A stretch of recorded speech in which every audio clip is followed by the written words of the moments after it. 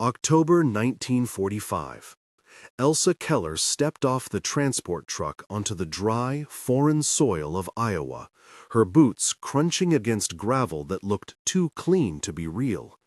Around her, rows of other German women disembarked in silence, eyes hollowed by weeks of confinement, hunger, and dread.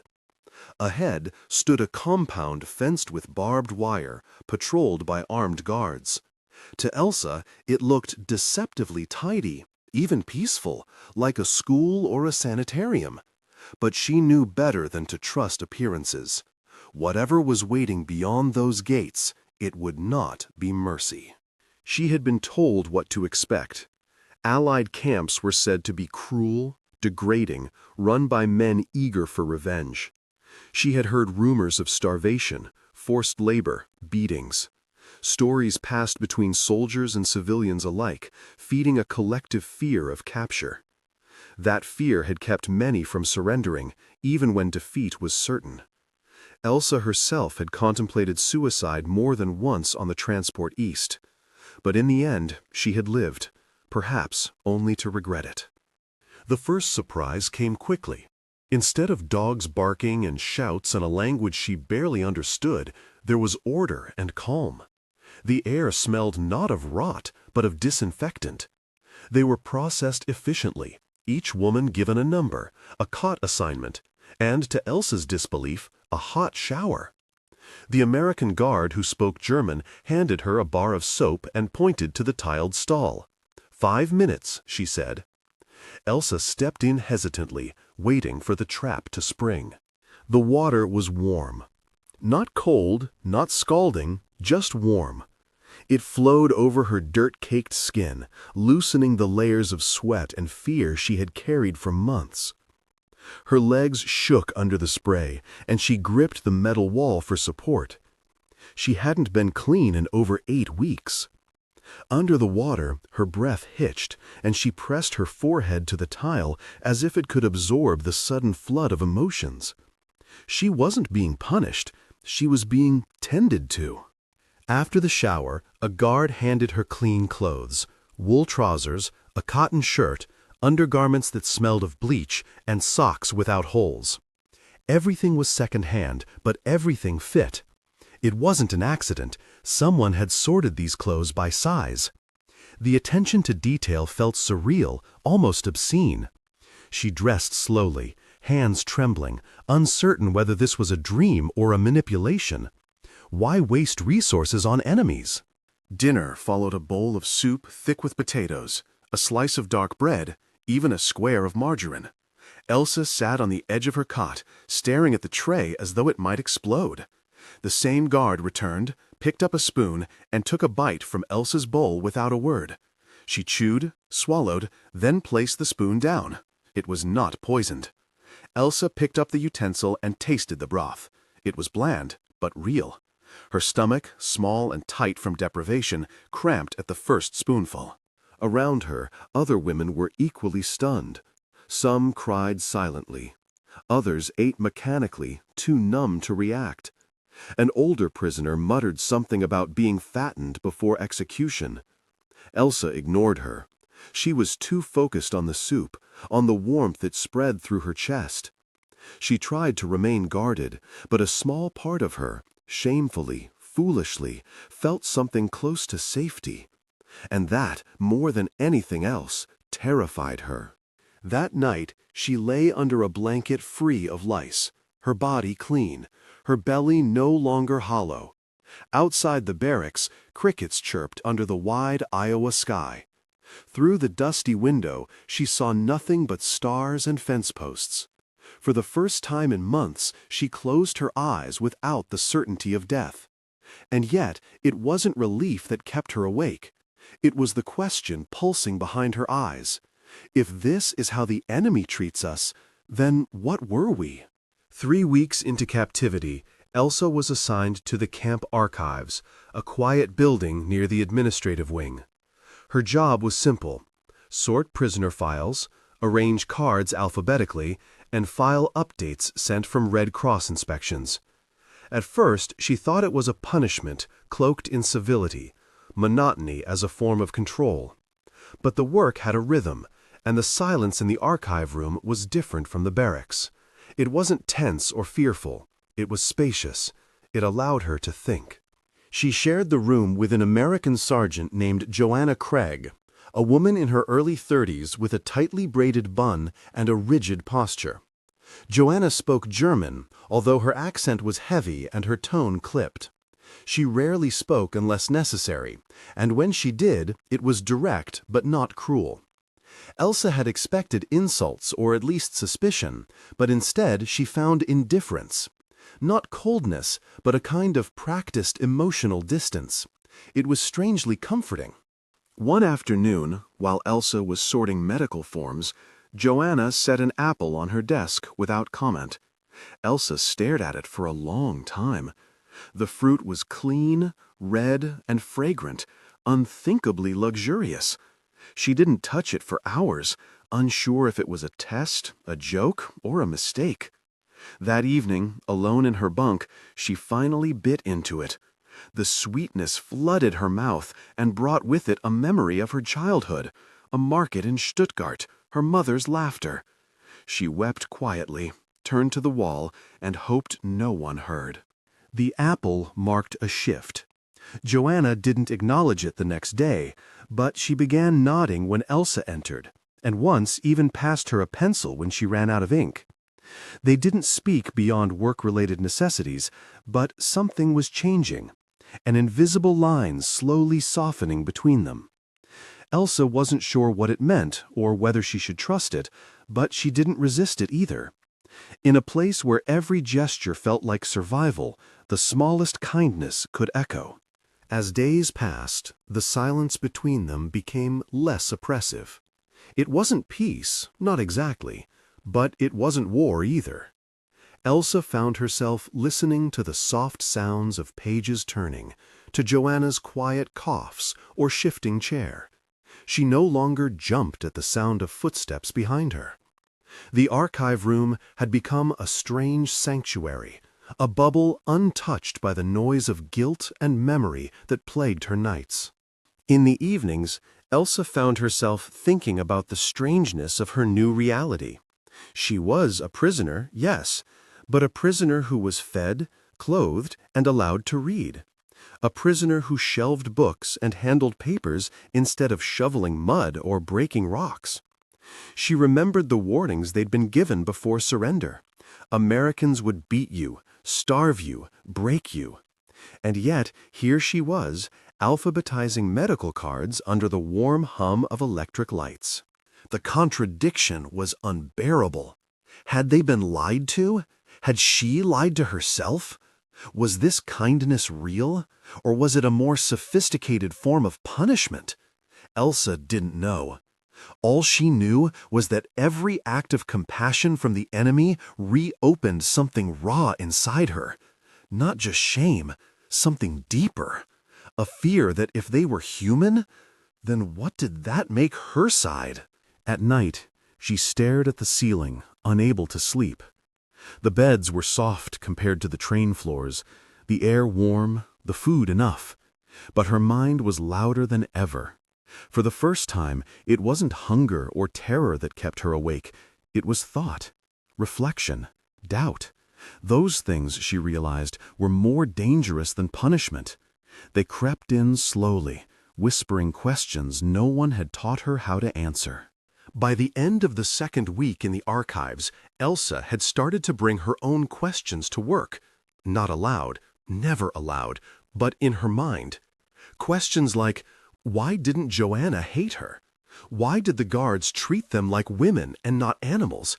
Why were the uniforms stitched instead of torn? And more than anything, what happens to a person who survives, not by escaping violence, but by being offered unexpected mercy?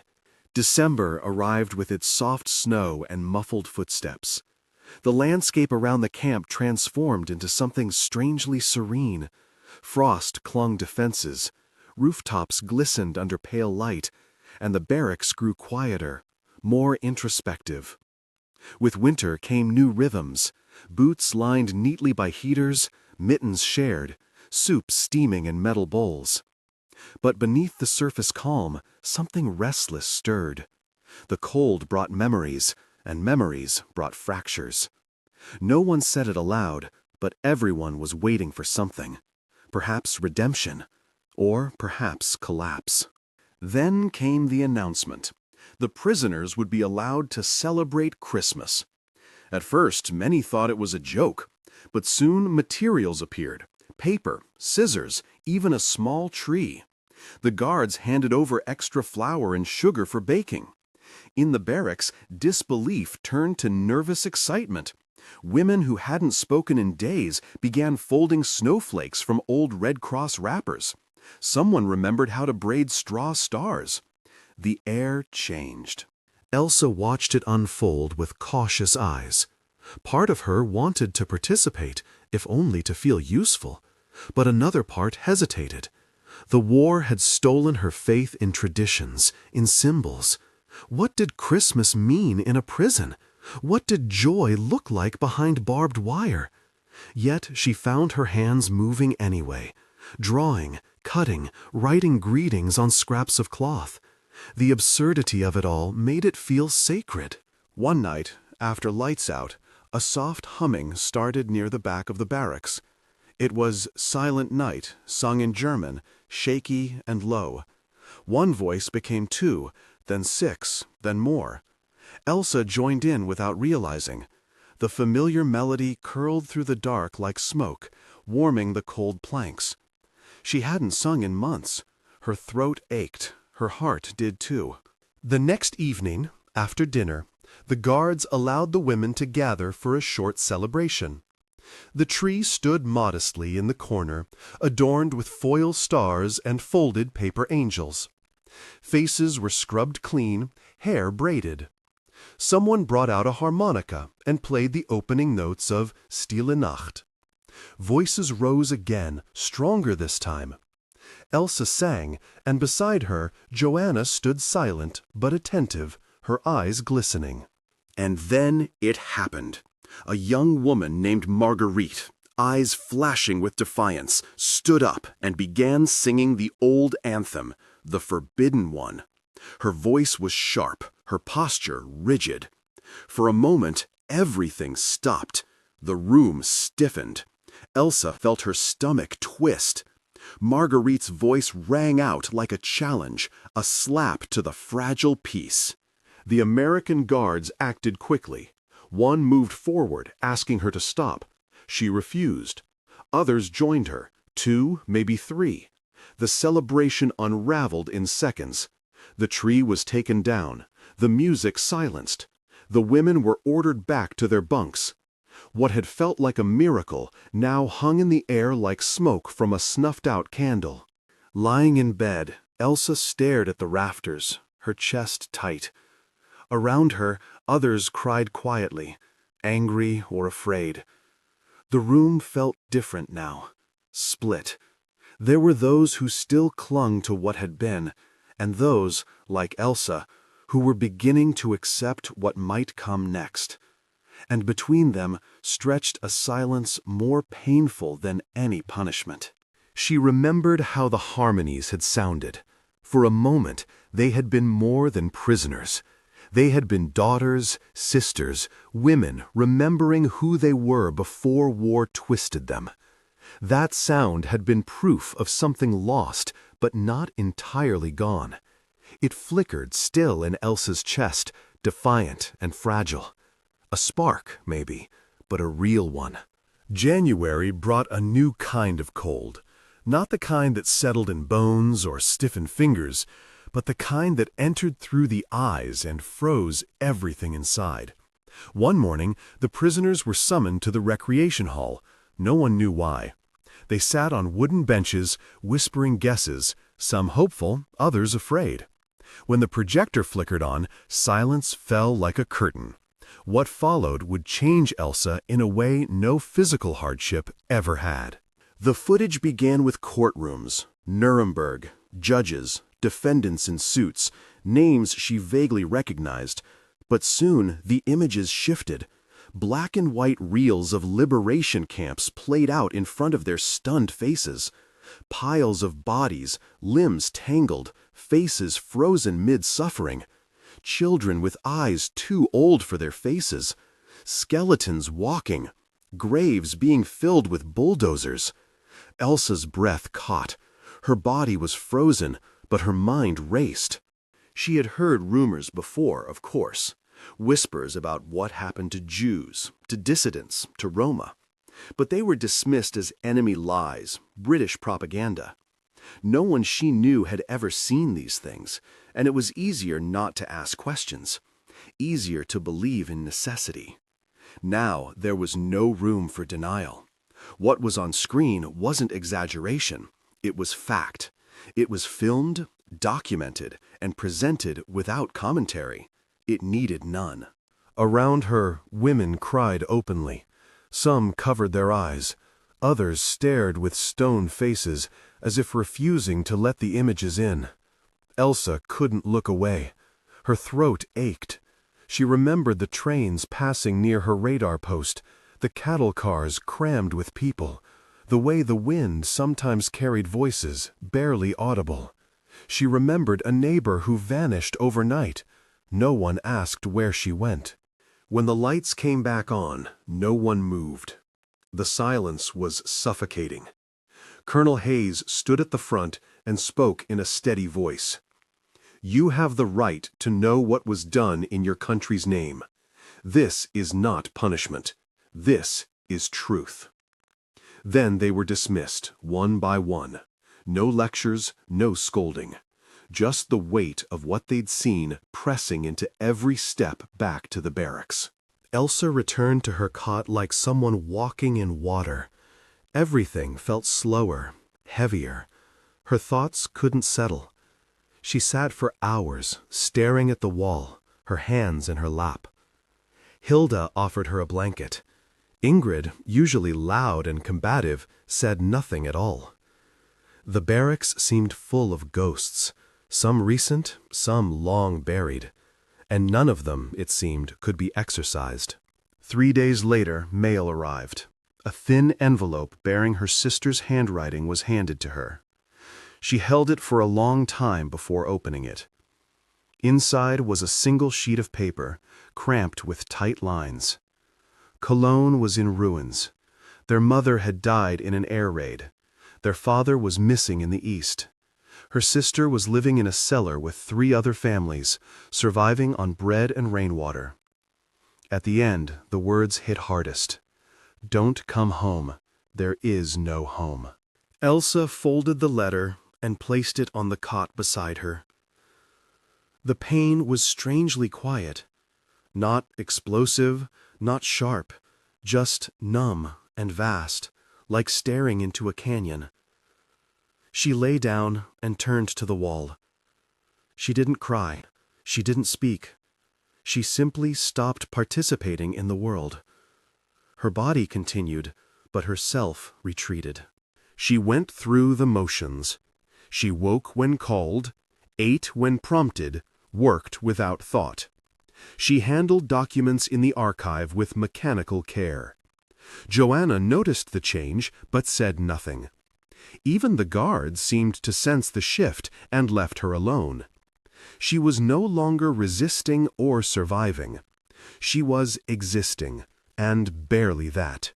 The guilt, the grief, the shock, they had hollowed her out. She felt like a shell moving through a place that once pretended to be a haven. Even the memory of warmth, of kindness, now hurt. Because now she understood the cost, not just of war, but of complicity, of silence. And she didn't know if she could ever be whole again. February settled over the camp like a dull gray fog. The snow began to melt into slush, and the frozen ground gave way to mud and puddles. The cold was no longer sharp, but it lingered in damp clothes and aching joints. For Elsa, the world outside barely mattered. Inside, she remained distant, going through the routines without resistance or presence. She spoke only when addressed, and rarely raised her eyes. She had become a shadow in her own skin. The other women noticed, but didn't intrude. Even Hilda, who had once clung to Elsa like a younger sister, kept her distance now. Joanna, however, did not disappear. She began sitting beside Elsa during recreation periods, not speaking, not probing, just sitting. The silence between them was different than before, not filled with tension, but with quiet watchfulness. It wasn't pressure, it was presence. A silent vigil for someone not yet gone, but not entirely alive. One evening, after a particularly gray day, Elsa finally spoke. Her voice was hoarse from disuse. She asked, not accusingly, but plainly, "Why are you kind to us?" Joanna didn't answer right away. When she did, her words were careful. Her brother had died in Normandy, she said, 22 years old. If I hate you, if I become what I despise, then he died for nothing. Elsa didn't respond, but the words sank deep. The following morning, a list was posted for a new initiative. Volunteers were needed to help pack supplies for war-torn areas in Europe. It was optional, no punishment for refusal. Elsa stared at the paper for a long time. It felt absurd. Prisoners helping others? Who would trust their hands? Who would believe their intentions? And yet, when the guard came asking for names, she stepped forward. "I'll help," she said. The work was simple: folding clothes, sewing patches, boxing soap and bandages. But in its simplicity came purpose. Each stitch felt like a small act of defiance, not against captors, but against despair. Elsa poured herself into the task, letting her hands move even when her mind lagged behind. The rhythm of needle and thread became something sacred, a prayer stitched into fabric. More women joined. Hilda came back to her side, shy but steady. Even Inga, once bitter and withdrawn, asked for extra cloth.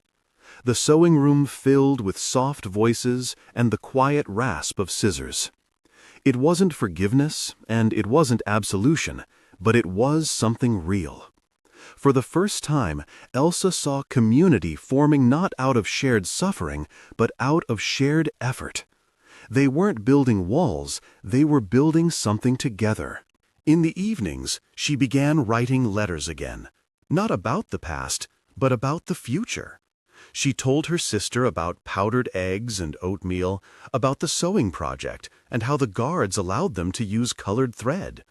She described oranges seen in magazines, vivid, glowing, unreachable. And then she promised, "When you come here, I'll find you one, a real orange." Joanna continued to visit her during library duty. Sometimes they spoke, sometimes they just worked. On one quiet afternoon, Joanna told Elsa about her grandparents, immigrants from Prussia, poor but proud, who built a bakery from nothing. "They taught me German before they taught me English," she said. "And now here I am, speaking it to someone I was supposed to hate." Elsa didn't know what to say, but the ache in her chest felt different now, less like guilt, more like longing. By late February, Elsa found herself humming while she sewed, just softly, barely audible. But it was a sound, a sign. Something was waking up inside her. Not joy, not yet, but the beginning of something tender. Not an erasure of grief, but a space where grief could coexist with movement. The thaw had begun, both outside and within. March brought with it the first real warmth of the year. Patches of green began to show through the muddy soil, and birds returned to perch on the fence posts. The air carried a damp sweetness that hinted at something new. Inside the camp, the rhythms of captivity continued. Roll call, meals, work, but they felt different now, softened by the change in season. Elsa no longer moved like a ghost. Her steps had weight again, and her gaze no longer avoided the horizon. The sewing project continued, growing in both size and meaning. More women joined, drawn by the simplicity of purpose and the unspoken understanding that this, at least, was within their control. Elsa worked with quiet diligence, her hands steady as she stitched sleeves and cuffs for children she would never meet. She often thought about them, little ones with no homes, no names she would know, but lives that might be warmer because of her work. It wasn't redemption, but it was a beginning, and that was enough. Repatriation notices started appearing on the camp bulletin board. Names were called during morning assemblies. Women gathered their few possessions and disappeared onto trucks that rumbled east toward broken cities. When Elsa's name was finally read, she felt nothing at first, just the stillness of inevitability. She returned to her bunk and began folding her belongings with methodical care. Every item she packed carried weight: letters, a scarf she had sewn, a pencil Joanna had once lent her and never asked back. Before leaving, she went to the library one last time. Joanna was there, dusting the shelves, her sleeves rolled up. They didn't speak immediately. The silence was familiar now, something they both understood. Finally, Elsa asked, "Will you write to me?" Joanna hesitated. Fraternization was discouraged, perhaps even forbidden. But then she pulled a slip of paper from her pocket, scribbled an APO address, and pressed it into Elsa's hand. "I will," she said, "but don't expect closure. This isn't about making it right. It's about doing better." The next morning, Elsa boarded the truck that would take her away from the camp. As it rolled through the gate, she looked back at the barracks, the fence, the guards, and the sky that had once seemed like a ceiling and now looked like space. She didn't know what awaited her in Germany: ruins, grief, uncertainty, but she knew she wasn't the same woman who had arrived months ago. Something had shifted, not in a dramatic way, but deeply, slowly, like thawing ice. In her coat pocket, the paper with Joanna's address felt like a lifeline. Not a promise, but a thread. She would write, not to seek forgiveness, but to remain human. She would tell her sister about the camp, about the sewing, about the small moments that had added up to something larger than survival. She would not lie, but she would not despair either. There had to be something after all of this. There had to be more than memory and shame. As the truck passed a group of children playing beside the road, barefoot, filthy, laughing, Elsa felt something crack open again. Not pain this time, but a longing. To teach, to build, to protect. She had seen what cruelty could destroy. Now, perhaps, she could spend the rest of her life choosing not to be part of it. She didn't yet believe in paradise, but she believed in work, in effort, in trying. Later, in a repatriation center in France, she sat at a wooden desk with a pencil in hand. The paper in front of her was blank.